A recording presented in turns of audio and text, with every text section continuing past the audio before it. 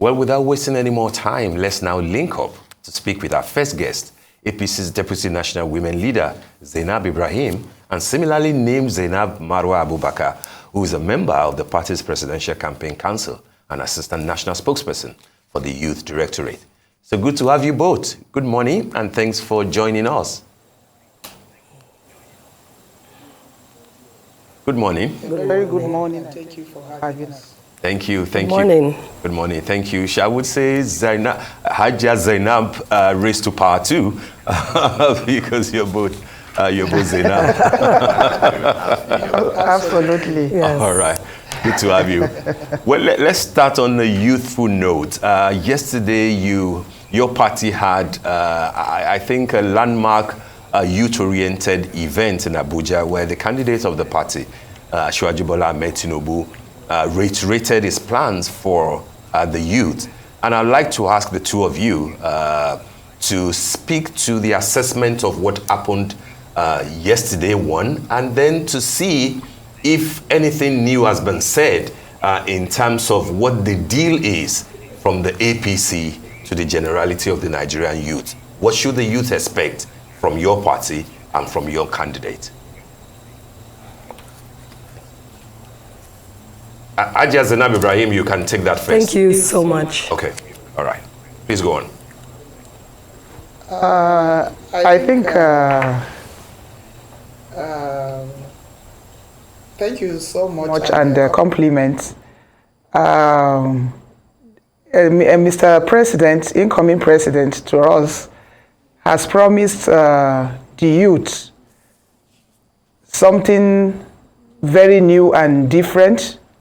He has always been a mentor to a large population of youth. He has mentored so many youth. He has brought them on board. If you look at his antecedents, he is a mentor, I call him like never before. And we all know that Bola Ahmed Tinubu has mentored both youth and men to positions that he himself has never been in life.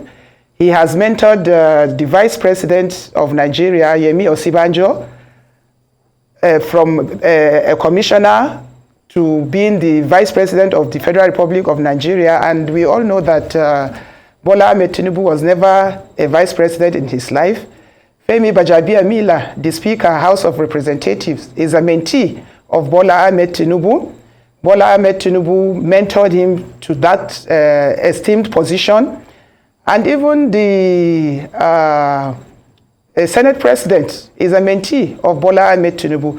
And when we begin to count the number of governors that Bola Ahmed Tinubu has mentored from the scratch to being chief executives of various states in this federation, you know, everybody will believe that Bola Ahmed Tinubu is a youth-friendly man, and the Nigerian youth should expect more from him than what he has done before, because he is now more committed to mentoring the youth and making them responsible citizens of this country.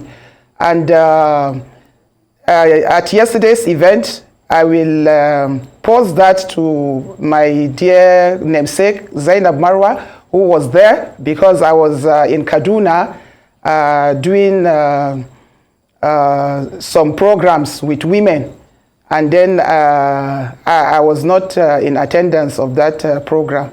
So I think I will pass it over to Barrister Zainab to do justice to that. Thank you very much.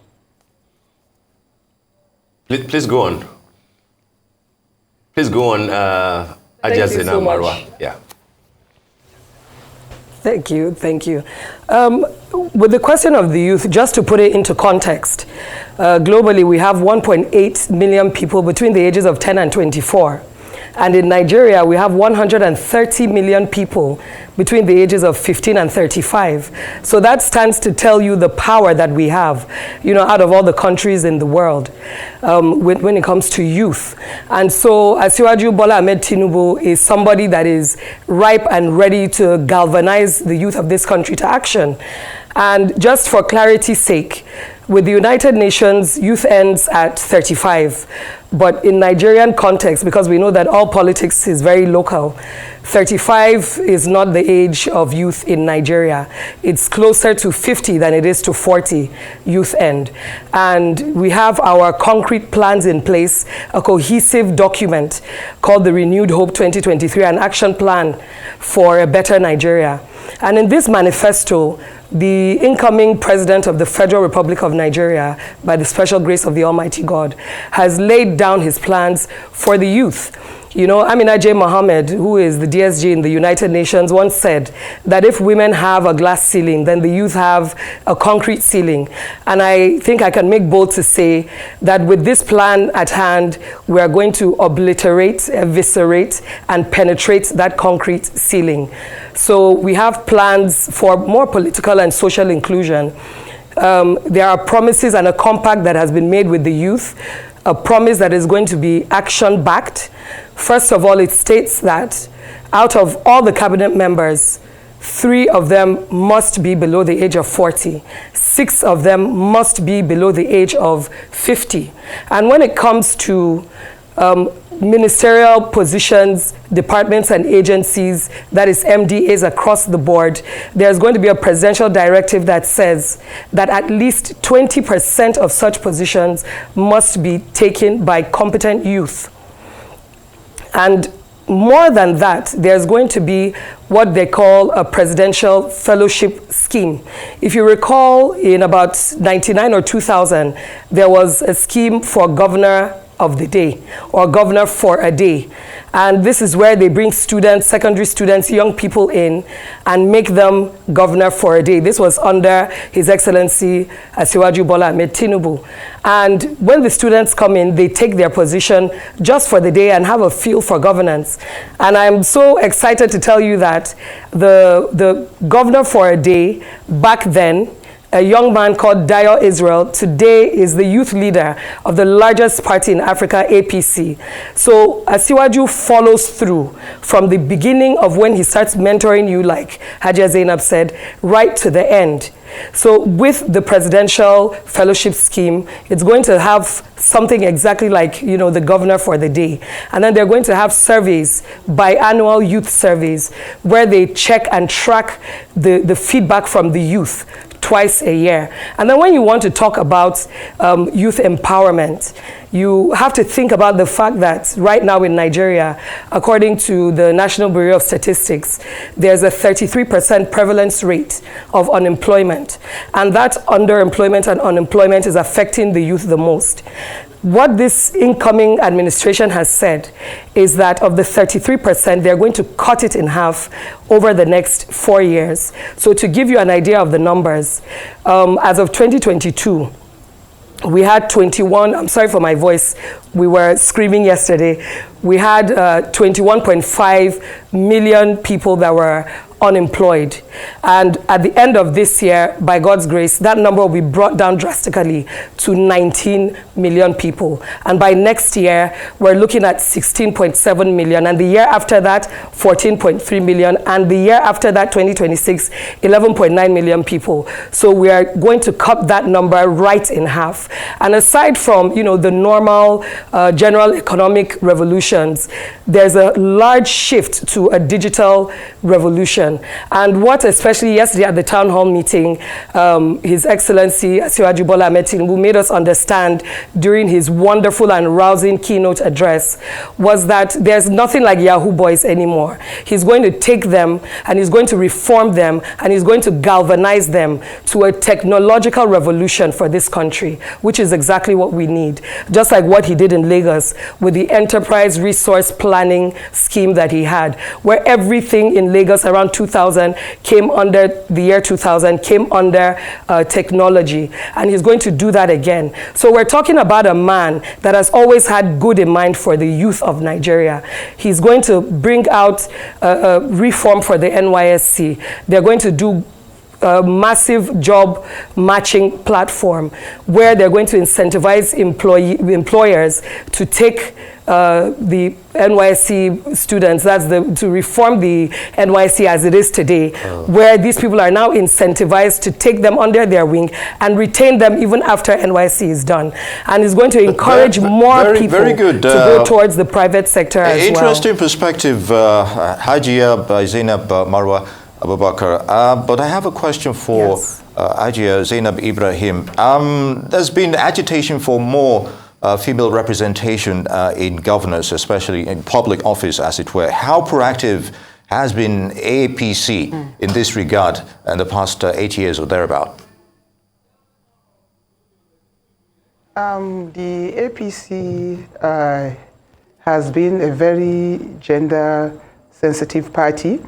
As a matter of policy, the APC has made it mandatory for out of 5 delegates for every election, 2 must be women. And for the first time in the history of this country, in the last primary elections, women were given free nomination forms, and that gave women the opportunity to contest. It gave more women opportunity to contest because, as we all know, part of the problems women face in politics is financial incapabilities. And then APC as a party has, for the first time also in the history of this country, given a female nomination to run for governorship. Aisha Binani from Adamawa, as a ruling party, is the first time this is happening in Nigeria. And the APC-led administration as a government has given women key positions to lead in very, very prominent ministries. The Minister of Finance is a woman. The Minister for Humanitarian is a woman. And for the first time again in the history of this country, an independent campaign team formed and led by women is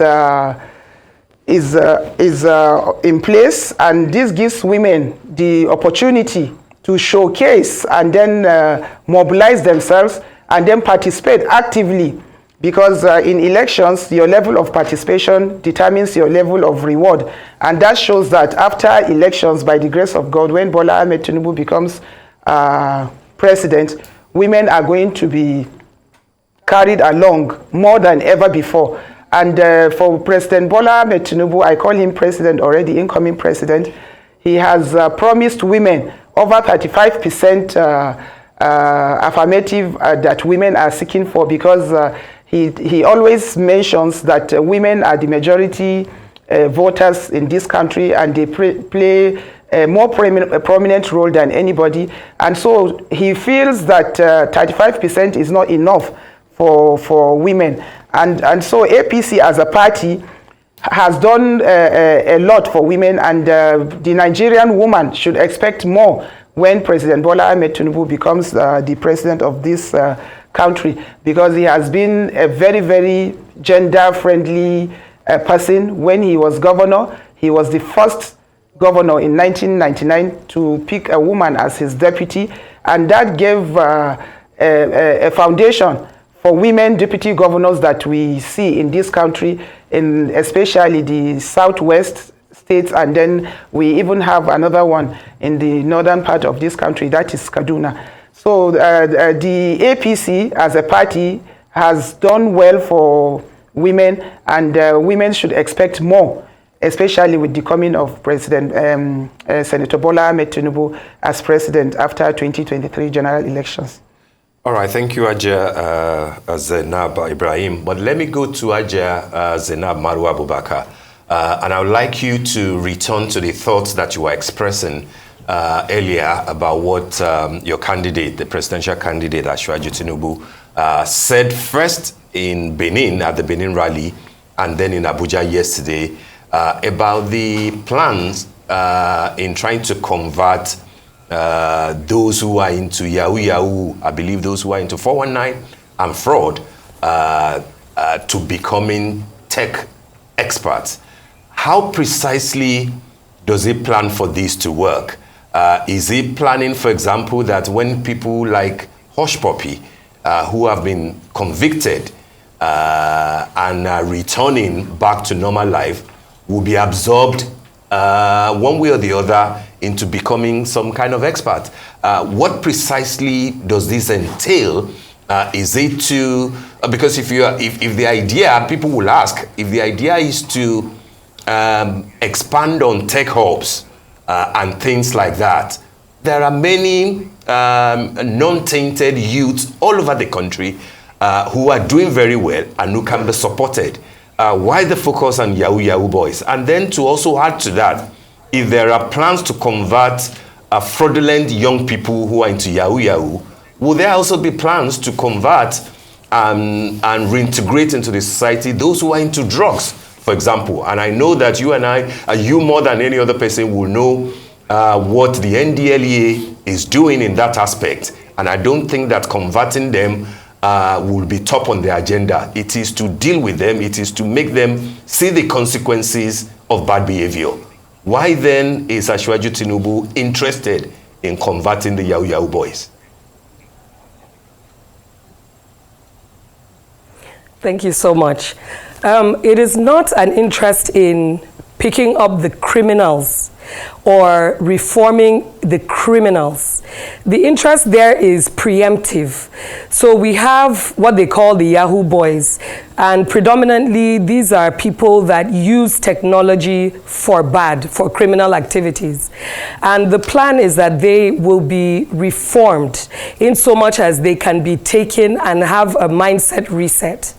And it's preemptive. Why I use the word preemptive is because you can take those youth that, if left alone, would have gone into Yahoo and steer them away from that and steer them focused towards, helping with the technological advancements in Nigeria today. So it's not about taking just the criminals and reforming them. They're also going to pay close attention to those people that don't have access to grants or don't have access to the quality education that they need to pull them out of that sort of criminal activity and have them focused on doing things that are better for them. And I can give you a very good example.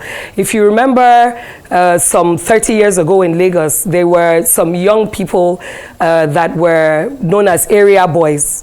And those young people were converted to what they call good boys and good girls, instead of the area boys and girls. And they were put to work to make agege bread, to make, to go into sewing, barbing, and things like that.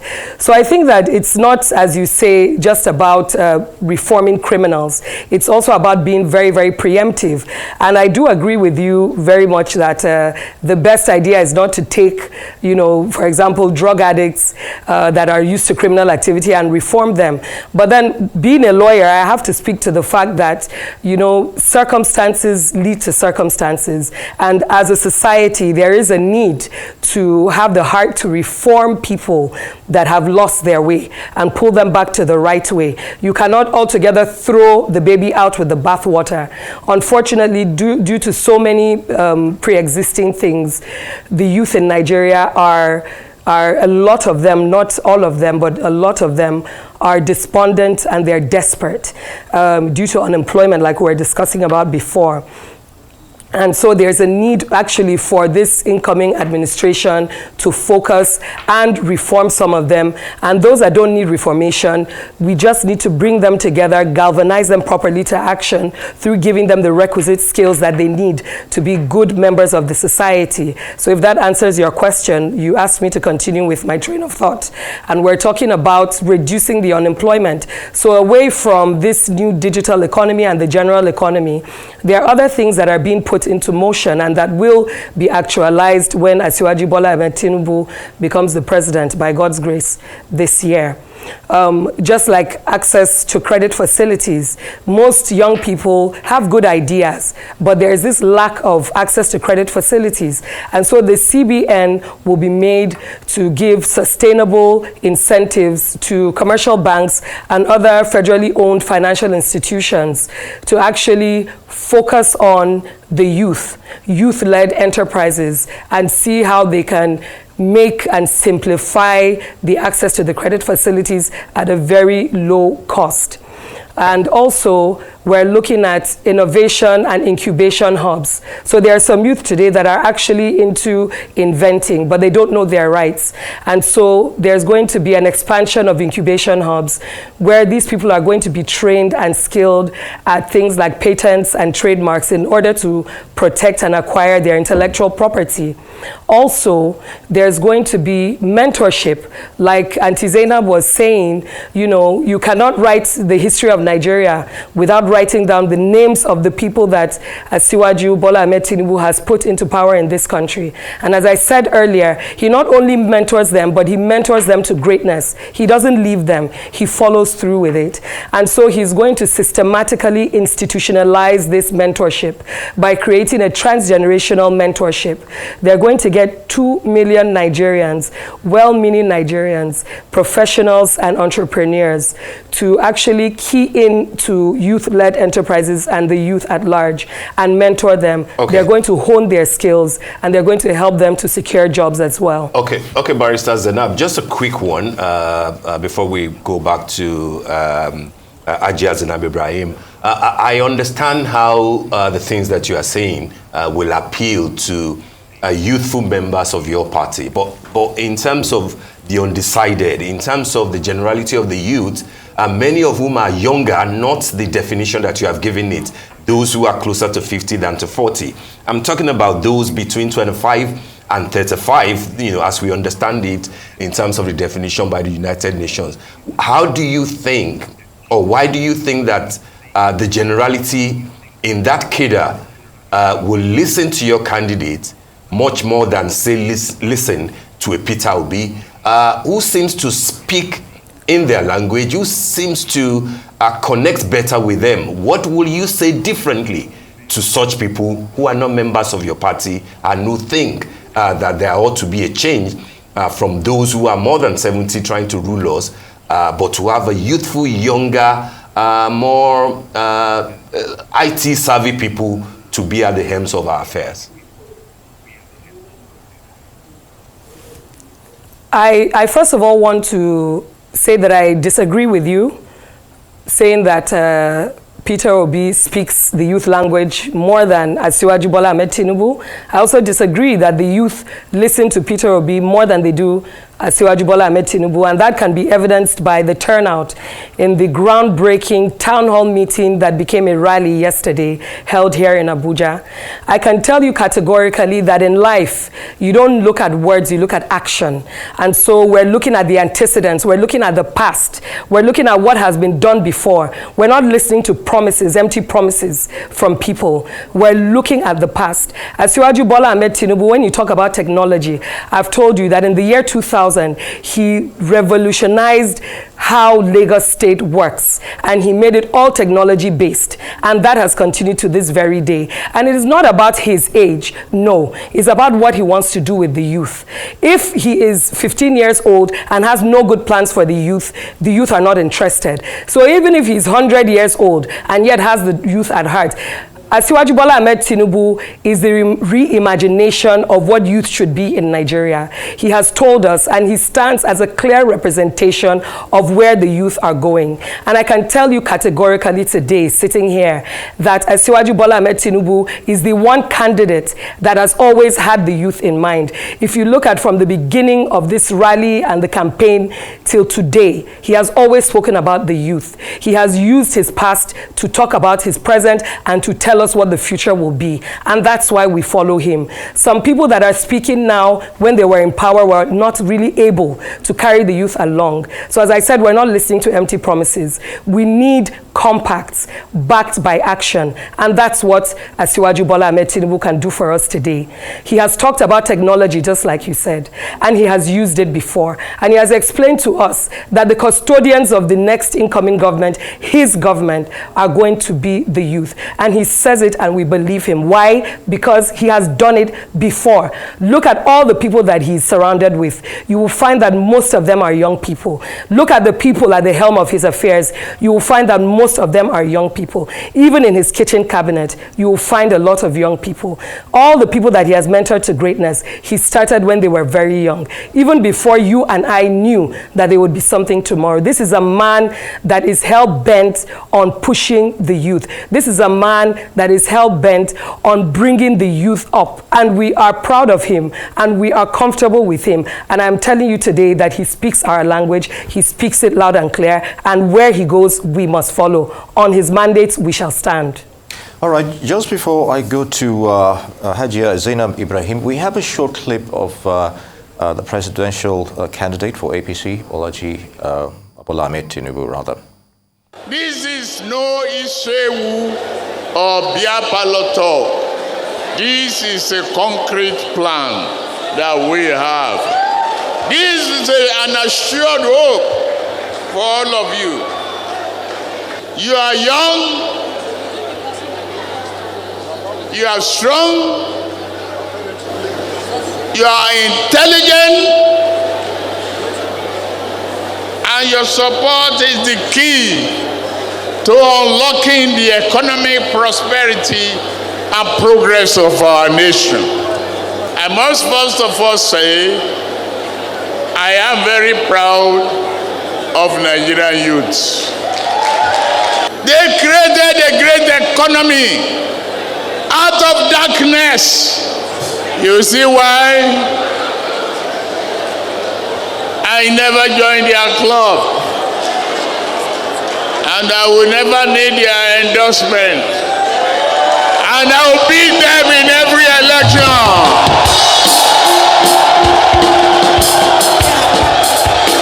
We will not abuse each other in Wuse market like Obasanjo and Atiku.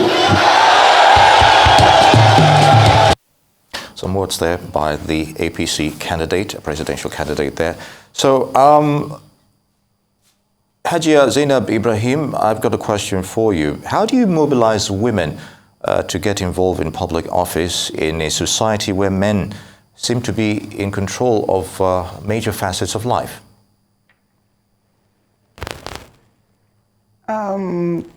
Through creating awareness, we are creating more and more awareness on the need for women to get actively involved in politics, because your level of involvement determines your level of reward.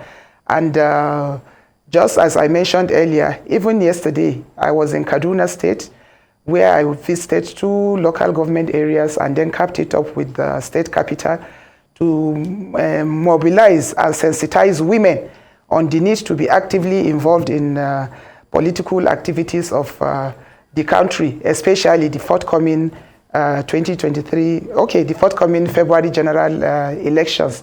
And the response is tremendously wonderful, and women are now more sensitized and more aware of what awaits them when they get actively involved in political activities. My party has been doing so well.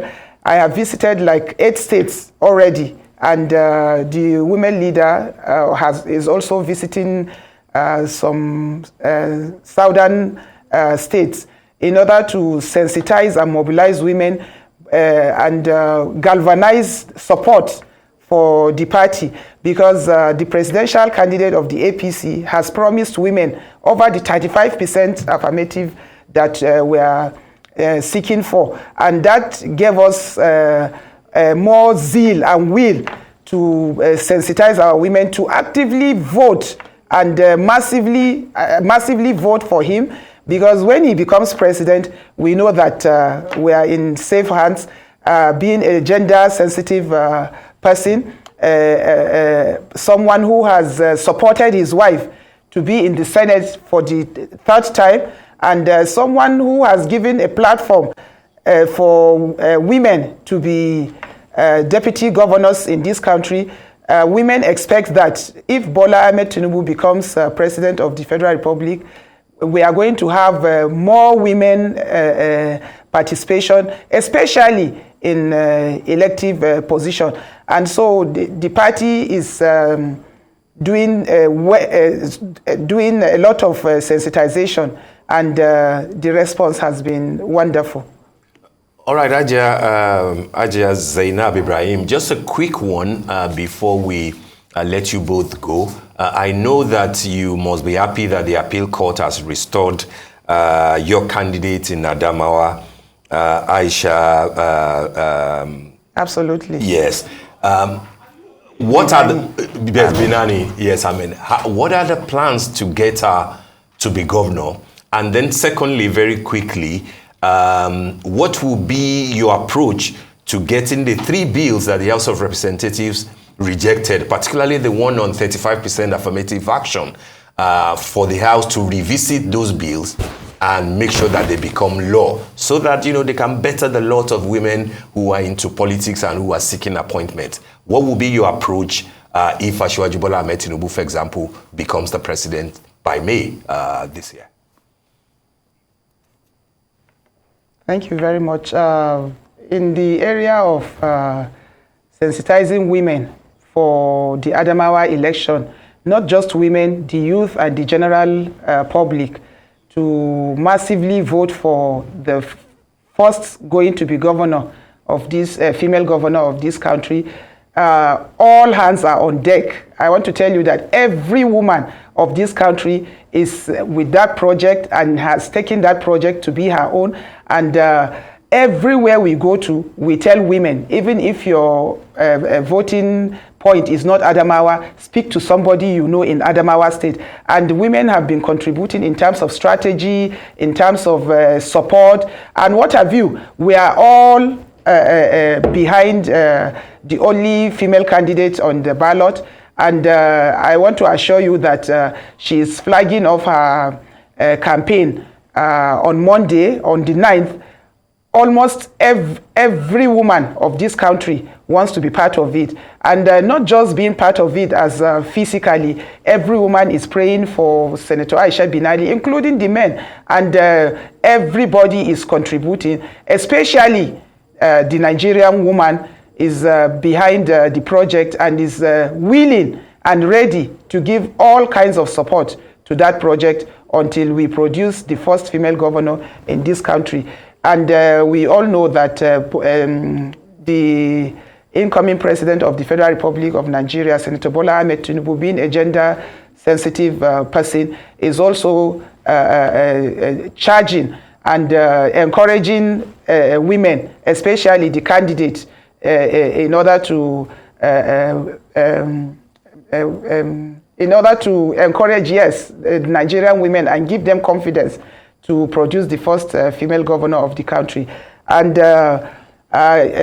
your second question, in the Bola Ahmed Tinubu's 80-page document tagged Renewed Hope for a Better Nigeria, he has promised to work with the National Assembly, if he becomes president, to pass the law that will reserve at least 35% elective and appointive positions for women. That law seeks to mandate, especially the executive arm of government, to reserve at least 35% in ministries, MDS, in ministries, government departments and agencies. And that gives women more participation. And when you have women being taken along in appointive position, it gives them the political will and economic power to seek for appointive positions. And the multiplier effect is going to be very, very wonderful, because one of the major problems women face is finance when it comes to politics. And being carried along, being mainstreamed in government positions will give us more confidence, and then will make us more ready to seek for elective positions. And in that document, Bola Ahmed Tinubu has promised to work with the National Assembly to pass that into law. And we, as women, intend to do more lobby, intend to do more work in order to make sure that that bill is being passed. And as we are talking to you now, we are working with those candidates of our party who are going into elections. And part of the pact we are entering with them is we will support them, and when they get there, they will support our bills to be passed. And I want to tell you that we have gotten their commitments, and we have gotten their promises, and we believe that it will happen after 2023 by the grace of God. When they get to power, when they get elected, they are going to pass the bill for the 35% affirmative action. Okay. Thank you very much. All right. Thank you so much. We'd like to thank you, Zainab Raised to Power 2, Ajia Zainab Marwa Abubakar, and Ajia Zainab Ibrahim for joining us today. Thank you so much.